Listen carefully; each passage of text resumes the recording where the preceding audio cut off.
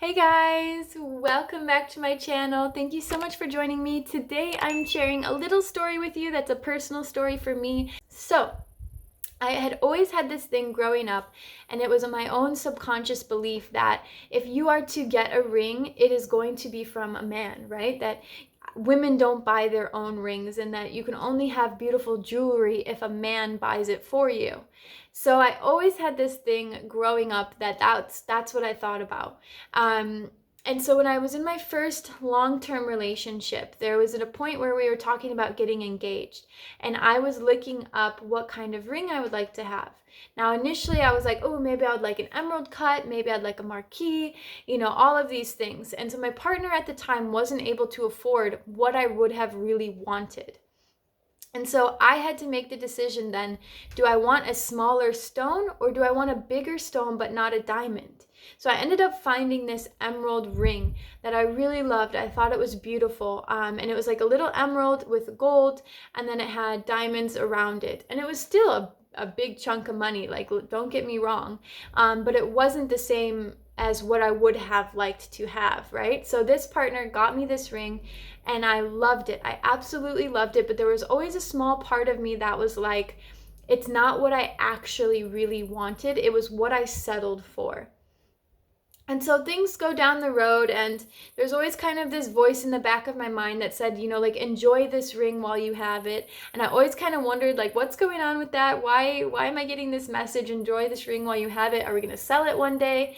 And lo and behold, me and that partner ended up breaking up. We're not together anymore. And then, a year or so goes by, and with a new partner, we are talking about getting engaged. And we get a ring that's actually sponsored from, we were meant to be creating a docu-series. And so one of the sponsors of this docu-series was a jeweler. And so we get this ring, which is also beautiful, little pear-shaped diamond with a big thick band that I absolutely loved. And so it was sponsored to us. So my partner didn't pay for it. Right? And so again, I have this ring, this beautiful ring, and I'm like, this is the ring, it's beautiful. I have the wedding band and I have the engagement ring. But there was always a part of me that was like, it wasn't a gift from my partner, it was a gift from the jeweler. So there's always a part of me that felt kind of like bad about it, or like, like my partner didn't care enough about me to pay for it. There's something symbolic about, your partner getting you the thing that you want and it coming directly from them because they value you so much. And so that relationship also goes through, and we end up not being together. That was with my karmic partner. The first one was, if you guys even care, the first one was my soulmate. The second one was my karmic partner. And then when I get home from this deteriorating relationship with my karmic partner, I'm actually the one that has to give the ring back to the jeweler. So I'm the one that has to, like, and I was so sad about it because I loved these rings. I thought they were beautiful. And then I was like, you know what? Why is it that a man is the one that needs to give this to me? Like, why can I not give this to myself? And this was an integral part of my twin flame journey.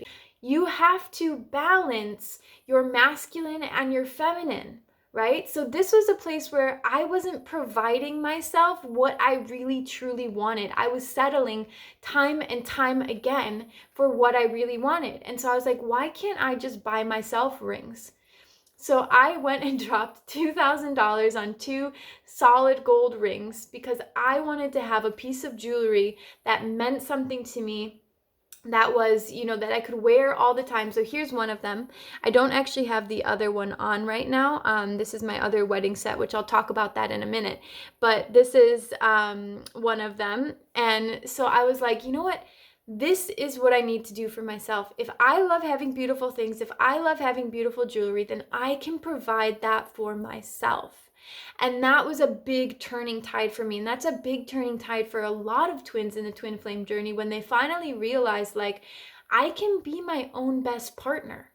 I can be the person that gives me all of these beautiful things, that provides myself with this beautiful life, with these beautiful things, with this beautiful romance, with this beautiful love, whatever it is for you. And so that for me was a big, big thing. And then when I got into union and me and my partner were talking about getting married, I showed him exactly what I would have wanted. Granted, I agreed to marry him without any idea of a ring. Like, we were not planning at all to have rings. That wasn't a part of our deal, because where we were at the time, I was trying to move over to the States, which cost a lot of, or move over to South Africa from the States, which cost a lot of money. We were building this house, which cost a lot of money. We were dealing with lawyers and immigration and all of these things so that I could be living here. And I just happened to show my twin like what I would have wanted. And so he goes behind my back and actually gets this ring as a surprise. So I show you guys, beautiful little emerald cut stone, exactly what I would have wanted, like petite little band with emerald cut. And get this, so he originally gets a 0.5 carat, and then they're having a sale at the same time, and his favorite and like magical number is 7. Or 27, but 7 is one of them too. And so then they have a sale that's going on, that the 0.7 carat is going to be the same amount as the 0.5. So this was a big lesson, and he came to me with this and said and told me, like, listen, this was like so magical beyond belief, because not only did he invest in what would truly make me happy, but he also got an upgrade for less. You know, he got even more than what he was bargaining for. So it's a note to you guys to say, like, when you're really willing to invest in the person that you love, or into yourself even, and when you're in a twin flame dynamic, you know it's the same thing. If you're investing in yourself, you're investing in your twin. If you're investing in your twin, you're investing in yourself, because you are one and the same. So if you are really willing to do that, really willing to invest, you always get more on the other side.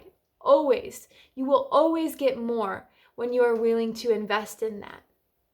And so that is my tale of the 3 rings. And then this beautiful band here, you guys, there is a silver and then a gold and a rose gold. And we actually got this. This is a traditional Russian ring, and it's generally worn on the pinky, but my fingers are small enough that I'm able to wear it on my ring finger. And we actually got this one as a gift from James's aunt when we found out we were pregnant. So each ring symbolizes James, myself, and then Claire.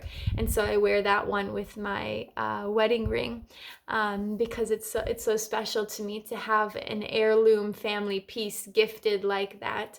And it just has so much beautiful symbolic meaning. So thank you guys so much for being here with your story. Comment below what you'd like to hear, subscribe, and we'll see you next time. Big love, Serena.